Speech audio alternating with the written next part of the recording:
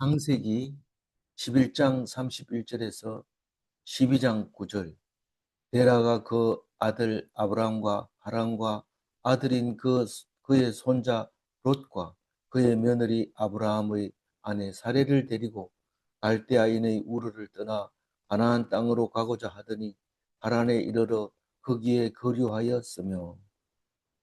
이제 아브라함 이야기가 이제 시작이 되는데요. 어,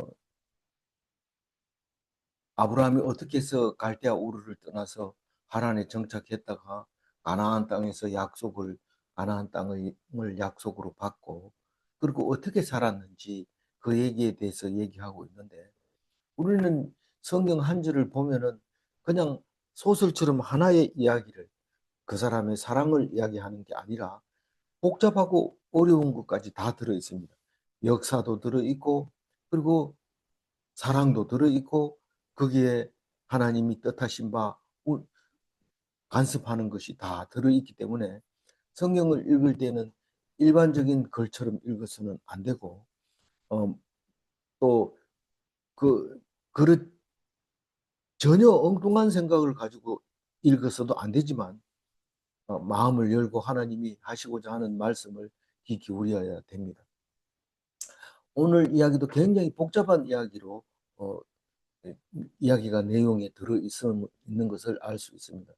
우선 어제 어떤 일이 있었느냐 하면, 어떤 말씀이 있었느냐 하면, 어, 사라는 사례는 아직은 사라가 아닙니다. 사례는 음, 임신하지 못하여 자식이 없었더라.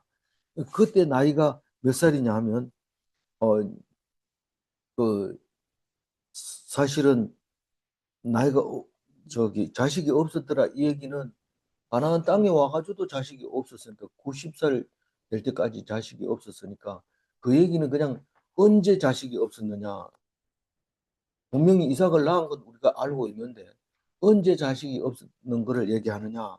그렇게 말할 때 우리는 따져봐야 알죠. 물론 가나안 땅에 와서도 자식이 없었는데 이 앞에 어제 했으니까, 어제 해놓고 오늘 데라 얘기를 합니다. 데라가 누굽니까? 아버지.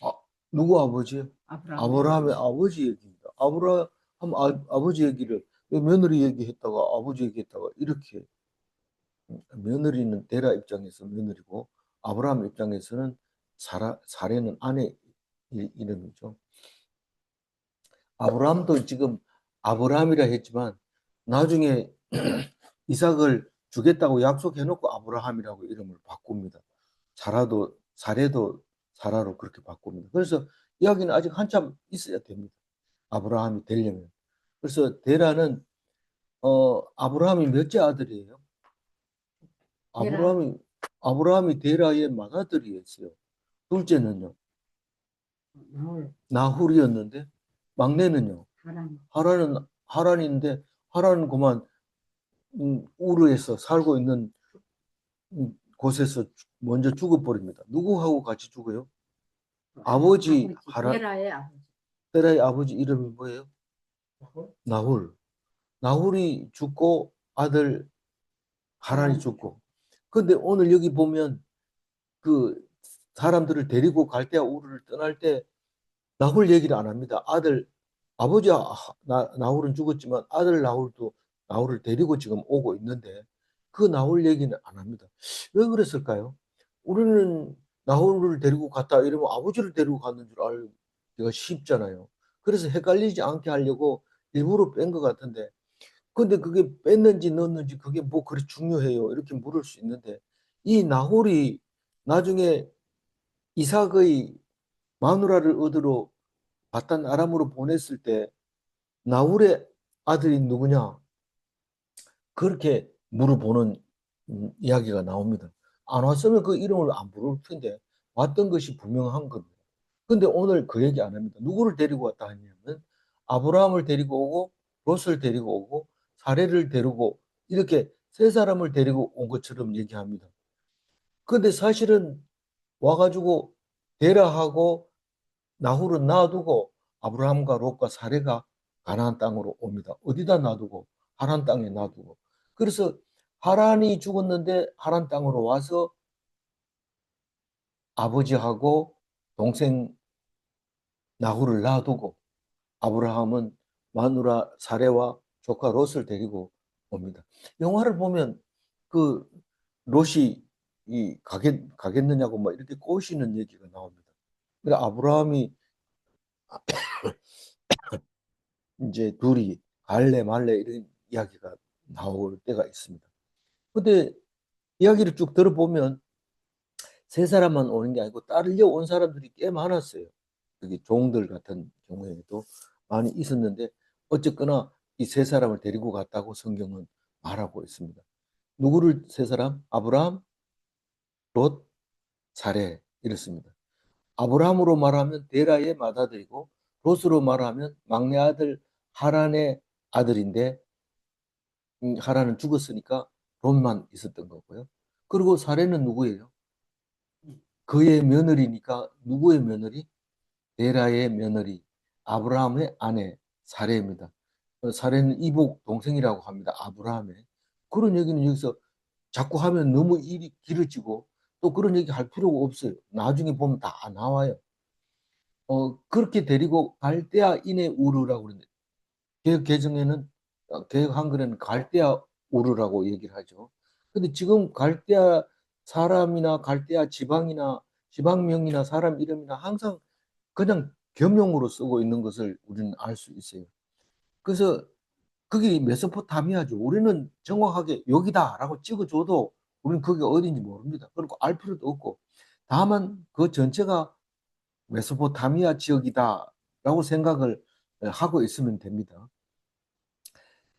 땅이 넓습니다. 넓은데도 우리는 그렇게밖에 이해 못합니다. 왜냐하면 가지도 못하고 가가지고도 뭐 위치가 어느 쯤인지 갖다 놨는데 이게 어느 위치인지 잘 모릅니다. 물론 내비게이션이 있으니까 알지만 그거 갖다 내비게이션이 있으면 뭐합니까? 거기에 지역하고 안 맞아 떨어지고 또 그거 하려면 공부 많이 해야 됩니다. 그러니까 이제 메소포타미아를 떠나서 어디로 가고자 했다고요? 가나안 땅으로 가고자 하더니 근데 사실은 뒤에 읽어보면 갈 바를 알지 못하고 갔다 그래요. 그리고 하나님이 내가 지시한 땅으로 저기 할 테니까 지시할 테니까 그 땅으로 가라고 얘기를 합니다. 그러니까 가나안 땅으로 가고자 하더니 이렇게 읽으면 의지를 가지고 가나안 땅을 목표로 삼은 것 같지만 그게 아니고 사실 하나님이 인도하셔서 갑니다. 왜 가라고 했을까요? 뭐 어제도 나눔할 때 그 얘기했지만 거기는 우상을 섬기는 태양신을 섬기는 그런 우상의 도시였기 때문에 이 젊은 아브라함은 생각해 보기는 이거는 아니다라고 생각을 하고 나온 겁니다. 그러니까 우리가 조상 제사를 많이 지내는 집안에서 음, 나올 때 보통 그걸 다 포기하고 나와야 됩니다. 기득권. 조상이 가지고 있는 물려놓은 그 재산이라든가 이런 것들을 다 포기하고 나올 때 그 어디로 갈지도 모르고 그 기득권도 다 내려놓고 그렇게 나오게 되는 것을 볼 수 있는데 제일 중요한 거는 조상을 섬기는 사람 같으면 못 나오죠. 근데 조상을 다 버리기 때문에 나올 수 있었던 겁니다. 그 아브라함은 그렇게 가나안 땅으로 가려고 했다고 표현하지만 사실은 모든 걸 포기하고 그 우상을 다 포기하고 그리고 이제 가나안 땅으로 옵니다. 오다 보니까 중간에 뭐가 있어요? 땅이 있는데 그게 바단 아람인데 하란 이름을 지어줍니다. 바단 아람은 그 위에 몇 대 위에 사람 직계는 아니고 그 형제 중에 한 사람이 이름입니다. 그래서 거기에 살고 있었어요. 그런데 아브라함 입장에서는 그 이름, 그 땅 이름을 하란이라고 부르는 게 불렀던 거죠. 딴 사람이 부르면 그렇게 안 부르, 바단 아람이나 이렇게 부르을 텐데 이 아브라함 입장에서는 하란이라고 불렀던 거죠. 그래서 거류합니다. 그러면 그리고 32절 읽어봅니다. 때란 나이가 255세가 되어 하란에서 죽었더라. 그러니까 데라가 죽는 얘기를 하는 거 보니까 205세가 돼서 하란에서 죽었다 이런 거 보니까 죽고 나서 아브라함이 떠나는 것 같아요, 하란을. 근데 그게 아니고 놔두고 떠납니다. 그리고 한참 뒤에 205세가 돼서 하란에서 죽는 겁니다. 그러니까 그 뒤에 그 읽어봐야 알죠. 그래서 성경은 한 절 읽어가지고 안 됩니다. 여러 군데를 읽어야 그게 이제 설명이 되어지는 거죠. 이 가나안 땅은 어느 땅입니까? 노아의 둘째 아들 함의 네 번째 아들, 네 번째가 막내인데 그 막내 아들 이름이 가나안인데 그 가나안이 살고 있는 땅이 가나안 땅입니다. 그런데 이 가나안 땅에 가기 위해서 하란에서 갈대아 우르를 떠나서 하란에서 24년간 아브라함은 살다가 아버지 놔두고 출발합니다. 그게 22장 1절부터 시작하는데 24절을 살지만 그럼 데라는 하란에서 몇 년 살냐면 86년 살다가 죽습니다. 왜냐하면 그 205세에 죽었다고 했잖아요. 205세에 죽었다고 32절에 했잖아요. 205세에 죽었는데 몇 살에 갈대아 오르를 출발했냐면 119세에 출발을 했어요. 그러니까 86년 동안 하란 땅에 살고 있었던 거죠, 데라가. 그러니까 우리가 그냥 야곱의 아내를 구하려 야곱이 외삼촌 집에 간다든가 이삭이 외삼촌 집에 이삭이 외삼촌이고 아니 그렇죠. 이삭도 외삼촌이고 야곱도 외삼촌 집에 바단 아람으로 보냅니다. 그럴 때 거기에는 그냥 있는 게 아니라 아브라함의 그 선조들도 다 있었는 거예요. 근데 어떻게 그 이삭의 아내도 거기서 구하고 이스라엘의 아내도 거기서 구하고 그렇게 했는 이유가 거기에 조상들이 다 살고 있었다는 뜻으로 말할 수 있는 거죠. 그냥 가는 게 아니고. 그러니까 이걸 읽어봐야지 그게 왜 글로 가가지고 아내를 얻어와야 되냐. 그러면 거기 가서 살지 왜 가나안 땅에 살아야 되냐. 하나님이 가라고 했으니까 가서 살 수밖에 없는 거죠. 12장 1절. 여호와께서 아브라함에게 이르시되 너는 너의 고향과 친척과 아버지의 집을 떠나 내가 내게 보여줄 땅으로 가라. 이 얘기는 지금 갈대아 우르를 떠나기 전에 이 아브라함은 그 소리를 들었다는 거예요. 그러니까 아버지를 모시고 온 거나 마찬가지예요, 사실. 아버지가 자기 아버지 죽고 자기 아들 죽으니까 나머지 자식 데리고 온 것처럼 읽혀지지만 이 맏아들이 아브라함이 아버지 갑시다. 이래가지고 할아버지도 죽고 동생도 죽었는데 갑시다. 이러고 아버지를 데리고 나머지 동생 나홀을 데리고 아내 데리고 조카 데리고 이렇게 이 하란까지 왔다가 아버지하고 동생은 여기 사세요. 그리고 우리는 셋은 가겠습니다. 이러고 내려온 겁니다. 근데 이 12장 1절 얘기는 갈대아 우르에 있을 때 이 소리를 들었다는 거예요. 아브라함이 하나님께서 하나님이 부르셨다는 콜링 했다는 거예요. 사명을 받았다는 거예요. 근데 고향과 친척과 아비 집을 떠나라 이 말은 메소포타미아에 두고 온 사람들인데 얼마나 많이 있었느냐 하면 노아도 아직 안 죽었죠. 그 아들 셈도 안 죽었죠. 그 아들 아르박삿도 안 죽었죠. 이 아르박삿의 동생이 여기 지금 하란 땅에 살고 있었어요. 바단 아람에. 그리고 셀라도 살았죠. 에벨도, 벨렉도, 르우도, 스룹도 이건 전부 직계 조상입니다. 그러니까 몇 대로 내려오면서 아직 사람들은 안 죽었어요. 오래 사니까. 그때 900 몇 살씩 사니까. 노아도 939세까지 살았죠. 그렇게 사니까 아직 안 죽은 상태에서 이 아브라함이 다 놔두고 갈대아 우르를 떠나서 오는 거예요. 그 다만 떠날 때 큰 사건이 있었는데 그게 데라의 아버지 나홀이 죽었고 그다음에 아들 데라의 아버지 나홀이 죽고 데라의 아들 하란이 죽은 것 때문에 자식들이 아이고 가자 이러고 온 거라는 거예요. 왜 그랬을까요? 뭐 태양신을 섬기면 다 오래 살고 온 줄 알았는데 그게 아니고 죽는 거예요. 그러니까 이게 신을 믿을 필요가 없다고 생각을 했을 가능성이 높습니다. 음, 그러니까 어떤 환란이 오고 어떤 말도 안 되는 일을 당했을 때 우리는 그게 하나님이 우리에게 복을 주려고 하는 거구나 하는 것을 알아야 합니다. 왜냐하면 아브라함이 복이니까요. 아브라함이 어떤 게 복이냐 하면 아브라함과 같은 게 복이다. 그냥 주구장창 거기 고향에서 남아가지고 태양신을 섬기고 제사 드리고 이게 그냥 복이 아니고 아브라함처럼 이렇게 하나님의 명령을 따라서 순종하면서 주는 것을 감사하고 이렇게 살아야 그게 복이다라는 것을 오늘 얘기하고 싶은 거죠. 그래서 내가 보여줄 땅으로 가라 이렇게 얘기합니다. 가나안 땅으로 가고자 했는데 하나님이 그랬습니까? 아니 그 전에 갈대아 우르에 있을 때 하나님이 그렇게 내게 보여줄 땅으로 가라 그렇게 하니까 이 거꾸로 돌아와서 31절에 10장 31절에는 가나안 땅으로 가고자 하더니 이 말입니다. 우리가 벌레가 이렇게 기어가는데 어디론가 가고 있어요. 나중에 보니까 그쪽으로 가려고 했던 걸 알게 됩니다. 그러나 이 벌레는 글로 가려고 하는 게 아니라 그냥 거기 가게 되는 겁니다. 냄새가 나기도 하고 거기에 무슨 좋은 게 있을 것 같기도 하고 그래서 갔는데 목표는 거기 멀리 있었던 거죠. 그러니까 성경을 읽을 때 항상 시간적으로 순서대로 읽어가지고 말이 안 됩니다. 말이 안 돼요. 그런데 나중에 그냥 무조건 읽어놓고 나중에 읽어보면 그게 그 말이었구나 하는 것을 알게 됩니다. 2절 읽어볼까요?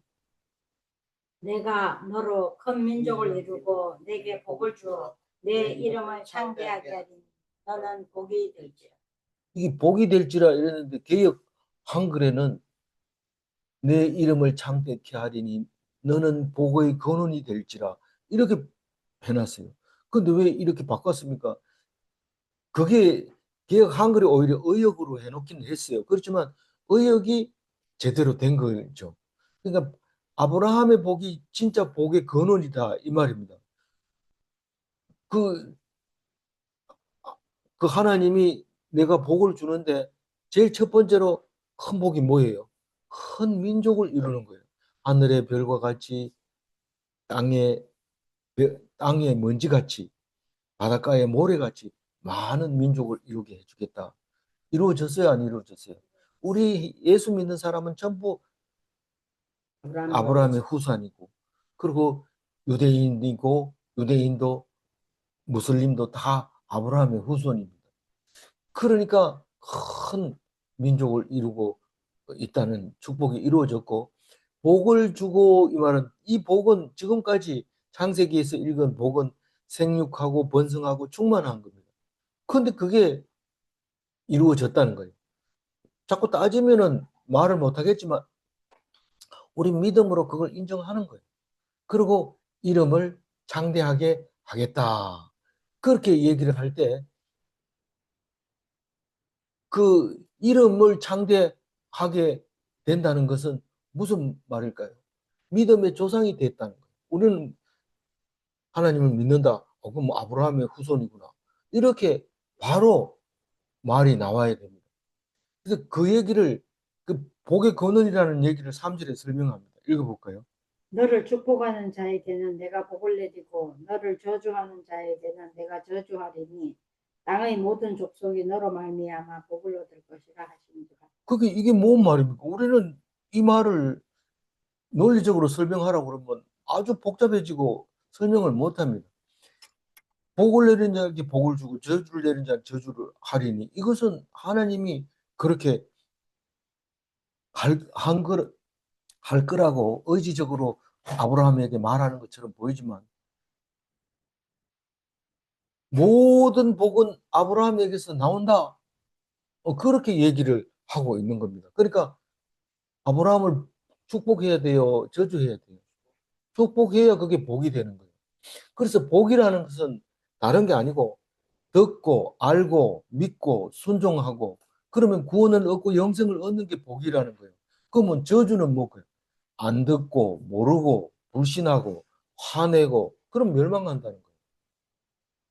그러니까 우리는 늘 듣고 알고 믿고 순종하고 구원을 얻어서 영생을 얻어야 되는데 그렇지 않는 사람은 다 저주를 받는 거다.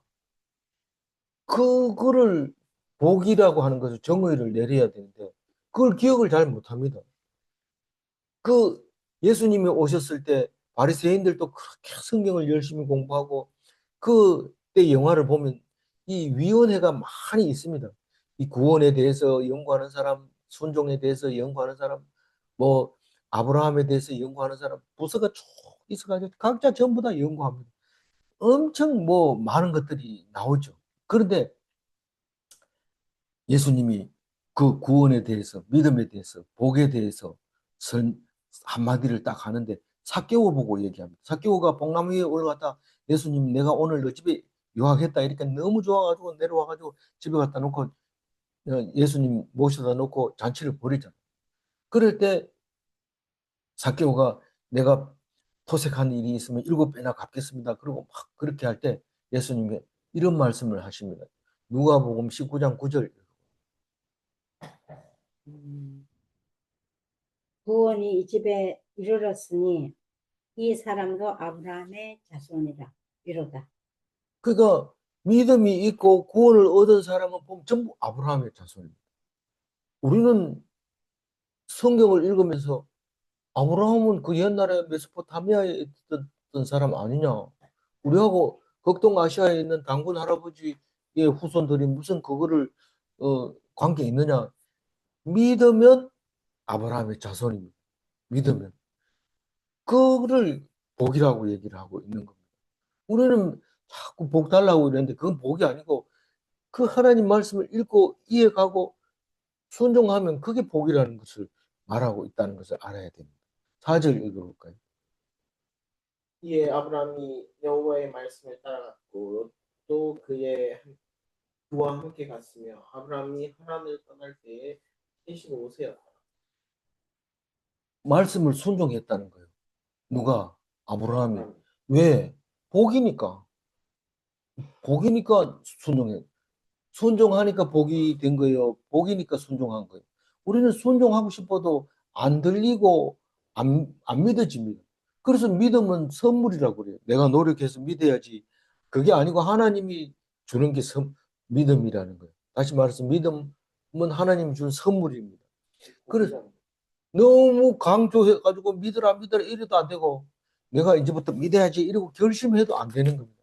결심하니까 안 되는 게 어디에 나와요? 아니 뭐 성경 곳곳마다 나와요. 내가 다시는 이제 하나님을 믿겠습니다. 뭐 다시는 불신하는 일이 없겠습니다. 이렇게 해도 결국은 안 된다는 거예요. 그 결국은 노력으로 안 되고 뭘로 돼요? 믿음으로 되는 거예요. 믿음으로. 근데 믿음을 누가 줘요? 하나님이 준다는 거예요. 그러니까 예수님이 오셔서 예수님이 우리에게 모든 죄를 사해 줬다는 것을 믿는 그 믿음은 하나님이 믿을 수 있도록 우리에게 주는 건데 그게 선물인데 남들은 참 믿어가지고 날마다 저래 기쁜데 나는 왜 이렇게 좋은 집에 살아도 기쁘지 않아요? 이렇게 말할 때 믿음을 달라고 기도해야 돼요. 하나님 앞에. 하나님 믿음을 주세요. 이렇게 해야 되지. 돈 더 벌어가지고 저 사람보다 더 잘 살게 해주세요. 이렇게 하는 건 복이 아니라는 거예요. 그건 저주고 안 듣고 모르고 불신하고 화내고 멸망하는 사람들의 모습인 거죠. 그래서 4절에 보면 말씀을 순종했다. 여호와의 말씀을 따라갔고 5절에 읽어봅니다. 아브라함이 그의 아내 사레와 조카 롯과 하란에서 모든 소유와 얻은 사람들을 이끌고 가나안 땅으로 가려고 떠나서 마침내 가나안 땅에 들어갔다. 그 이제 가나안 땅에 들어갔어요. 근데 가나안 땅과 이 하란 땅하고 거리는 그렇게 멀지 않습니다. 뭐 우리가 뭐 거리가 몇 킬로가 멀고 몇 킬로가 짧으냐 이렇게 얘기를 못 하지만 이 이삭도 하란 땅으로 아내 얻으러 갔죠. 또 야곱도 하란 땅으로 아내 얻으러 갔죠. 그런 거 보면 뭐 보따리지 싸질머지고 갔다 올 만한 거리가 아닌가 그렇게 생각합니다. 실제로 지도를 보면 그래요. 이게 반달형으로 이렇게 되는 거를 그거를 레반트라고 해요. 메소포타미아에서 이집트로 이렇게 오려면 이렇게 올라갔다가 다시 내려오는데 이게 반달처럼 생겼는데 그게 목초 지역입니다. 레반트 지역은 잘 사는 동네입니다. 지금 시리아의 수도 알렙 그다음에 뭐 있는 그쪽으로 쭉 전부 이 하란 땅의 부근이었죠. 그 그래서 모든 소유를 가지고 가나안 땅으로 쭉 내려왔습니다. 이 가나안 땅은 약속의 땅이라고 하지만 지금 이게 못 살게 됩니다. 이 먹을 게 없게 되는 이 아브라함이 가나안 땅에 도착했을 때 먹을 게 없어요. 지금 오늘 마지막에 나오는 이야기지만 그렇게 좋은 땅이 아닙니다. 근데 출애굽할 때는 젖과 꿀이 흐르는 땅이라고 했어요. 어쨌거나 지금은 상황이 안 좋습니다. 6절 읽어봅니다. 아브라함이 그 땅을 지나 세겜 땅 모래 상수리 나무에 그때 가나안 사람이 땅에 거주. 제일 먼저 이 하란에서 저기 하란에서 가나안 땅으로 왔을 때 처음 그 아브라함이 천막을 치고 그 살았던 곳이 세겜 땅 모래 상수리 나무 아래라고 그래요. 근데 지금 이스라엘의 예루살렘에 그 바위돔이라고 하는 모스크가 있는데 거기에 왜 바위돔이라 하느냐면 그 바위에 이삭을 바쳤던 바위 위에다가 모슬림을 모스크를 세운 겁니다. 그래서 바위돔이라고 하는데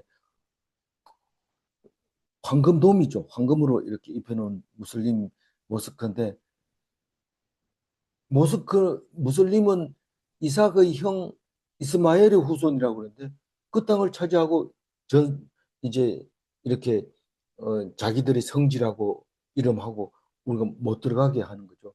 그러니까 이거하고 코란하고 비교해 보면 틀리는 부분이 이런 부분이 있는 거죠. 다른 거는 비슷한데 그런데 그는 그 예루살렘이고 여기는 세겜입니다. 세겜은 예루살렘에서 북쪽으로 65km 더 가야 세겜이 있는데 이 세겜은 야곱이 그 돈 주고 샀다 이렇게 기록을 하는데 100크시타를 주고 샀다 이랬는데 그건 산 얘기는 잘 안 나옵니다. 안 나오고 그런 얘기만 나오는 거지 어떻게 샀는지는 안 나오고 실제로 이야기 나오는 거는 이 뒤에 얘기 야곱의 아들들이 그 동생 예쁜 동생 이름 뭡니까? 그 동생 때문에 이 할례시키면 다 죽여. 할례 시킨 다음에 다 죽이버린 게 세겜 땅입니다. 그래서 부끄러워서 어, 베델로 올라가자 이러고 올라가는 이야기가 나오는데 나중에 이제 요셉의 뼈가 장사된 곳이고 나중에 예수님이 수가성에 갔을 때 이 세겜에 가까운 성읍이었다고 얘기를 하고 있습니다. 거기에 제일 처음 이 아브라함이 도착을 합니다. 7절 읽어봅니다. 여호와께서 아브라함에게 나타나 이르시되 내가 이 땅을 내 자손에게 주리라 하신지라 자기에게 나타나신 여호와께 그가 그곳에서 제단을 쌓고 그러니까 가나안 땅을 약속한 게 이게 이제 처음입니다. 7절이. 처음인데 앞으로 계속 가면서 가나안 땅을 약속의 땅으로 준다. 그 얘기를 반복해서 하고 출애굽해가지고 와가지고 들어와가지고도 그렇게 하고 지금은요. 지금도 여전히 백투 예루살렘, 시온성, 시오니즘, 디아스포라들이 시온으로 가고 싶어 하는 게 시오니즘. 그게 가나안 땅 예루살렘에 있기 때문에 그런 거죠. 그러니까 이 약속의 땅은 영원한 이 가나안 아브라함의 후손들이 살아야 될 땅인데 그게 기독교인도 예루살렘이고 무슬림도 예루살렘이고 그래서 전쟁을 가장 많이 했는 지역이 아마 예루살렘일 겁니다. 지금도 예루살렘은 그 땅 가지고 싸우고 쉼 없이 전쟁이 일어나는 곳이 예루살렘입니다. 그러니까 그 예루살렘은 아주 오래된 옛날부터 망하면 또 그 위에 집을 짓고 망하면 집을 짓고 이랬기 때문에 그 예루살렘을 땅을 파보면 사금파리가 나오는 거 그거 가지고 역사 연대를 측정하는데 그 사금파리의 표가 아예 정해져 가지고 전 세계적으로 흩어져 있는 그 역사 유물을 발견할 때 그 사금파리하고 비교하면 아 이게 몇 년도 BC 몇 년도 거구나. 이게 딱 나오는 잣대가 될 만큼 이 예루살렘에서는 연구가 활발하게 됐고 또 그대로 있는 거죠. 그, 8절 읽어요. 네. 예. 거기서 베델 동쪽 산으로 옮겨 장막을 치니 서쪽은 베델이요 동쪽은 아이라. 그가 그곳에서 여호와께 제단을 쌓고 여호와의 이름을 부르더니. 예. 근데 제단을 쌓고가 7절에도 나오고 8절에도 제단을 쌓고 이래 나오죠. 근데 7절에 제단은 어디다 쌓았다고요? 어,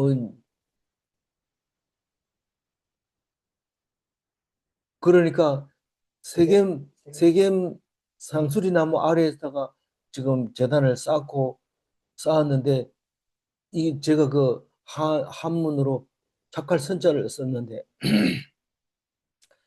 이 선을 쌓았다 이 말입니다. 제단을 쌓았다 이 말은 선을 착한 짓을 했다 이 말입니다. 착한다는 게 뭐냐면 양을 제단 위에 올려놓고 불을 피우고 있는 게 착할 선자라는 겁니다. 그래서 한문 속에서 이 성경을 찾아내는 게 많이 있는데 이 오늘 제단을 쌓았다 이 말은 착할 선자를 선을 쌓았다 이렇게 이제 말할 수 있다고 합니다. 그래서 그 세겜에서 제단을 쌓았는데 나중에 야곱이 그 세겜에서 베델로 올라가는 이야기 있는데 베델은 또 야곱이 형 에서를 피해서 도망가다가 베델에서 꿈을 꾸고 돌베개를 베고 이랬는데 외삼촌 집에서 아내 둘 얻어가지고 오다가 세겜에서 이런 일이 생기고 베델로 올라가는 이야기가 나옵니다. 네, 디나가 예쁜 동생 때문에 일이 생긴 거죠. 그래서 이제 8절을 읽었는데 아이와 베델 사이에다가 또 제단을 쌓습니다. 근데 이 아이와 베델 사이에 제단 쌓은 거는 아브라함이 흉년이 들어서 이집트로 가가지고 재산을 많이 모아가지고 다시 올라왔을 때 이 베델과 아이 사이로 올라옵니다. 거기 올라와서 거기에서 이제 자리를 잡는 제사를 드리는 이야기가 뒤에 나오는 거죠. 그래서 8절에 보면 베델 동쪽 산으로 옮겨 이랬는데 베델 동쪽 산이 있고 그 옆에는 아이산이 있고 아이와 베델 사이에 제단을 쌓습니다. 여호와께 제단을 쌓고 여호와의 이름을 부르더니 그 여호와의 이름을 부르는 것은 에노스 때도 부르고 이때도 부르고 또 언제 불러요? 한 번 더 있어요, 요 앞에. 그래서 여호와의 이름을 부르는 이야기가 나옵니다. 제가 저쪽에서는 적어놨는데 여기는 빠뜨렸어요. 어, 예. 나중에 생각나면 다시 한번 어, 어, 나올 것 같아요. 이 여호와의 이름은 계속 나오니까요. 그래서 여호와의 이름을 부르는 곳이 비로소 오랫동안 안 부르다가 어디 비로소라 했어요? 하자. 아, 셋이 에노스가 셋의 아들이 에노스가 비로소 처음으로 여호와의 이름을 불렀더라. 이게 4장 26절에 있고 오늘은 12장에 가서 다시 한번 있습니다. 이름을 부르는 이름이. 예. 그런데 여기서는 이렇게 돼 있어요. 그 에노스는 세 번째 하나님, 아담, 셋, 에노스 이렇게 세 번째고 열 번째가 노아고 그런 거죠. 그래서 이 아이는 여호수아가 여리고성을 정복하고 완만하게 보다가 실패한 곳이 아이성이잖아요. 아이와 베델 사이에 그 있는 성읍에서 나중에 여기 와가지고 이집트 갔다 돌아와서 여기에서 이제 처음 정착을 합니다. 그런 성읍은 거기다 짓지는 않지만 거기 정착을 하는 이야기가 제사 지내는 이야기가 뒤에서 또 나옵니다. 그리고 구절 읽어봅니다. 점점 남방으로 옮겨. 이 남방으로 옮겨갔더라 이 말은 어딘가 자꾸 이 여기가 약속의 땅인데 너에게 주리라 이 말은 지금 여기 살아라 아니라 앞으로 계속 너희 땅이 될 거다. 함의 땅을 셈이 차지할 거다. 이 말을 하고 있는데 남방으로 갔다는 얘기는 10절을 읽어보면 그 땅에 기근이 들었으므로 아브라함이 애굽에 거류하려고 애굽에 살려고 가는 겁니다. 살려고 내려갑니다. 그래서 아내를 동생이라고 얘기를 하다가 죽는 줄 알았는데 살아서 그것 때문에 더 돈을 많이 벌어가지고 돌아오는 이야기인데 돌아와서는 이 아이성에 정착을 하는 이야기가 나옵니다. 근데 그 표를 쓰는데요. 표를 보면 뭘 읽을 수 있을까요? 제일 처음 첫 번째 칸은 홍수가 나고 339년에 뭘까요? 나홀이 죽고 아버지 나홀이 죽고 데라의 아버지 말이죠. 데라의 아버지가 죽고 표 보고 있죠. 예. 아브라함은 그때가 49세고 우르에서 출발을 합니다. 그 해에 아버지가 죽고 그때 저기 데라가 209세 죽는데 여는 데라가 119세인데. 그러니까 아직 살아있죠. 출발했잖아요. 오른쪽에서. 예. 데려가 오른쪽 끝에서 갔죠. 이 예. 저 오른쪽 끝에서. 예. 오른쪽 끝에 205세에 죽는다고 했죠. 425년에 죽어요. 예. 뭐 이 머리 잘 안 들어가도 할 수 없어요. 잘 안 보여요. 잘 안 보여요. 맞아요. 그다음에 그때 그 홍수 원년 339년은 잘 보이죠. 339년에 나홀이 148세로 죽고 데라가 119세였고 그때 이제 출발할 겁니다. 이제 우르를 아브라함은 그때 49세였고 사레가 39세였고 하란은 49세로 죽어요. 아버지하고 같은 해에 죽어요. 나홀이 아들 나홀 49세도 데리고 오는데 성경은 말하고 있지 않아요. 아브라함과 데라만 온 것처럼 사레를 데리고 온 것처럼 기록을 하고 있어요. 조카 롯 데리고. 그리고 365일 홍수 나고 365일에는 어떤 일이 있었을까요? 이제 하란을 출발하는 거예요. 하란을 출발할 때는 사레와 롯을 데리고 아브라함만 출발하고 데라는 그대로 남아 있고 또 여기는 안 나오지만 아들 나홀이 남아 있었다는 겁니다. 근데 나홀의 얘기는 더 이상 안 합니다. 언제 죽었는지도 얘기 안 합니다. 135세에 죽은 것 같이 얘기를 하는데 아버지하고 같이 죽은 걸로 추산이 되는데 그래요 하여튼. 그리고 376세는요. 홍수 원년 376년에 어떤 일이 있었어요? 아브람 86세고 이스마엘이 나. 예, 이스마엘이 낳는 해가 근데 그때 아브라함이 86세고요. 389년에는 무슨 일이 있었어요? 할례를 시작. 이거는 이삭이 나서 할례 하는 거예요. 네, 할례 시작이 맞아요. 이스마엘이 나서 할례를 시작하고 그중 나중에 이제 이삭이 나요. 1년 있다가 이삭이 나요. 아브라함 그러니까 389년은 할례 시작을 얘기하고 그때 이스마엘이 13살, 이스마엘은 13살에 할례를 한 거죠. 그 아브라함도 그때 할례를 해요. 이스마엘하고 같이 할례를 해요. 사라는 89세고 그러면 390년이라는 것은 어떤 의미가 있어요? 아브라함이 예, 이삭이 태어났다는 거죠. 아브라함 100세, 사라 90세. 그때 이스마엘이 14세인데 그 이삭을 가지고 장난치는 바람에 쫓겨나죠. 그다음에 425년에는 어떤 일이 있었어요? 하란에서 데라가 죽는 거. 데라가 죽는 해. 근데 그때 나홀이 죽지 않았나? 뭐 그건 더 이상 얘기 안 하니까. 그때 아브라함 나이가 135세고 이삭이 35세고 하란을 떠난 지가 벌써 60년 됐을 때 데라가 죽었는데 장례식 치러 갔는지 일시 귀국했다 왔는지 그건 모르지만 어떻든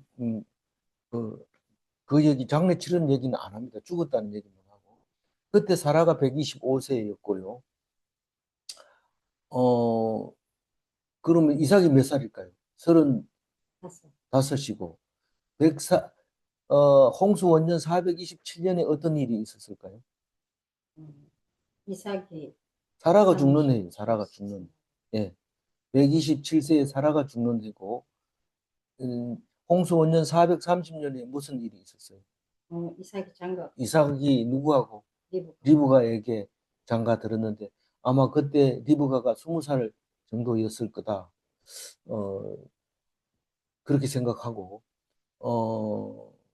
결혼한 날짜고 그 다음에 홍수 원년 451년에는 어떤 일이 있었어요? 아브라함이 160살이고 이삭이 야곱과 60살. 에서를 낳는 해, 야곱과 에서 쌍둥이를 낳는 해가 450년. 그때 아브라함 나이가 160세. 아브라함의 다른 애 낳은 건 아니죠. 아브라함이 다른 나이에 낳은 건 안 적죠, 당연히. 여긴 지금 하나님의 자손만 지금 직계로 내려오죠. 다 적으면 이거 뭐 안 되죠. 오직 이제 장남만 쭉 이어오는 거죠. 마지막으로 홍수 원년 465년에는 어떤 일이 있었어요? 아브라함이 175세로 죽고 아하, 그래요? 이삭이 75세, 네, 야곱이 15, 에서가 15. 네. 그 아브라함 장례식 치른 얘기 안 해요. 다른 그 야곱이 장례식 치른 얘기는 하는데 그래서 이게 있습니다. 이 표는 나중에 다시 뒤에 조금 연결될지 모르겠어요. 오늘 말씀 중에서 7절 말씀 읽고 마무리하겠습니다. 여호와께서 아브라함에게 나타나 이르시되 내가 이 땅을 내 자손에게 주리라 하신지라. 자기에게 나타나신 여호와께 그가 그곳에서 제단을 쌓고 가나안 땅은 아브라함에게 약속하신 땅입니다. 가나안 땅은 젖과 꿀이 흐르는 땅입니다. 질문합니다. 여호와께 제단을 쌓은 것은 하나님의 자녀임을 말하는가? 하나님의 자녀가 아니면 하나님의 제단을 안 쌓는 것. 다시 말해서 자녀라고 얘기하지만 하나님을 섬기는 사람, 하나님의 백성, 하나님의 아들, 사람의 딸과 다른 그걸 말하는 거죠. 문제 2. 아브라함은 예수님의 조상인가? 예, 기도하겠습니다. 하나님 감사합니다.